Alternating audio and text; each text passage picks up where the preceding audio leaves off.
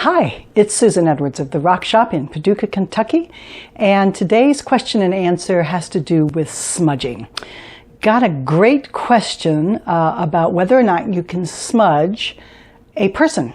And the answer is yes, you can smudge a person. You can smudge a person, a place, or an object. So I'm going to make the assumption you know that this is a bundle of sage. This happens to be white sage. And I've just got a regular feather here that we're going to use to actually waft the smoke. And you can use incense or you could use sage. So if you're going to smudge a person, first of all, make sure that this person isn't allergic to smoke and that they are amenable to you actually smudging around them. It's not going to help negativity if they're not particularly enthusiastic about being smudged. So whether you think they need to be smudged or not, if they're not interested, then don't do it. Don't do it, my darling. Getting up in somebody's face and blowing smoke is not exactly a peacemaker's method. If they are interested in being smudged and you have permission, what you're going to do is you're going to light it just like you would any other sage.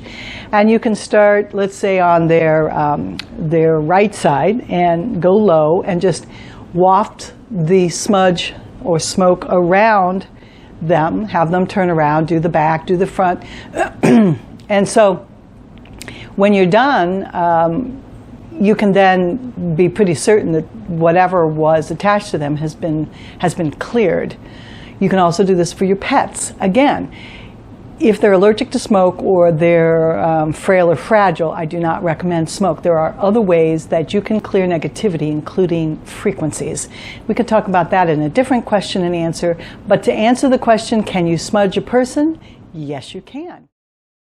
But let's say that they are allergic to smoke, and so using traditional smudging methods isn't going to really work. What can you do? Well, you could use a clearing spray, or you could use a frequency to clear their vicinity. Let's start with using a frequency. How can you do that? Well, if you've got some bells or some chimes, anything that, if you've got a tuning fork, that's great. Actually, you could just use a pot and a pan and just, bang on it. Or the easiest thing you could do is you could just clap.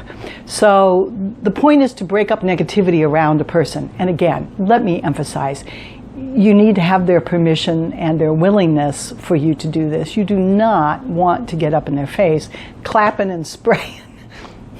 Don't do that.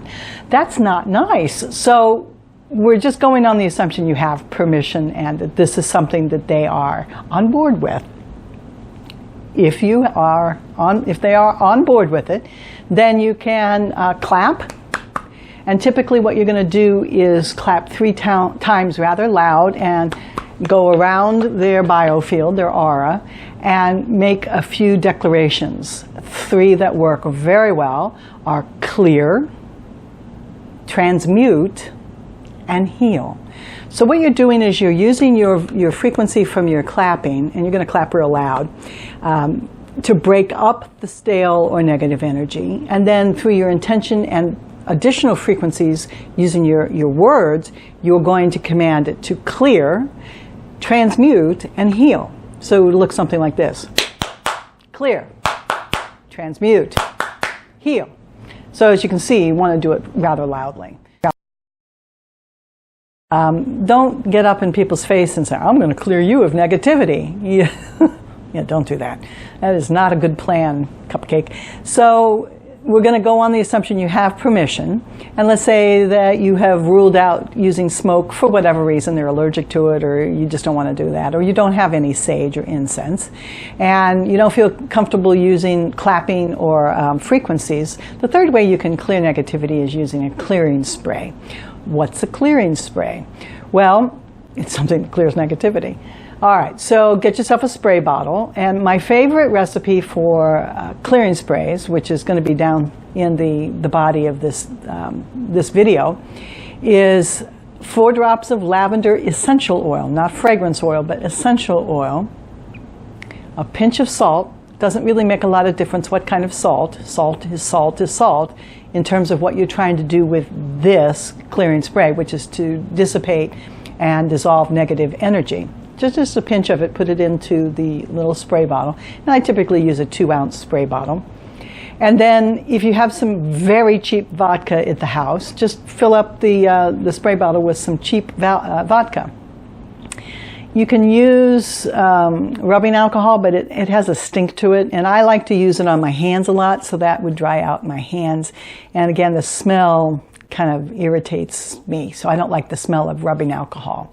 If you don't want to use alcohol, you could use holy water. If you don't have holy water, you can make your own holy water. How do you do that? Well, holy water is clarified water, so you could get some distilled water, for example. Put some salt in there, a couple pinches of salt, like if you're going to do it in a gallon. Shake it up, and then you're going to pray on it. So hold the gallon of water, or put your hands on the gallon of water, and say prayers and bless the water and bring it into to high frequencies. So that's how you get holy water. And then you can lightly spray and clear the aura. So that's how you would use a spray to clear someone's aura. This is Susan at the Rock Shop in Paducah, Kentucky. Hope that answers your question. Yes, you can smudge a person.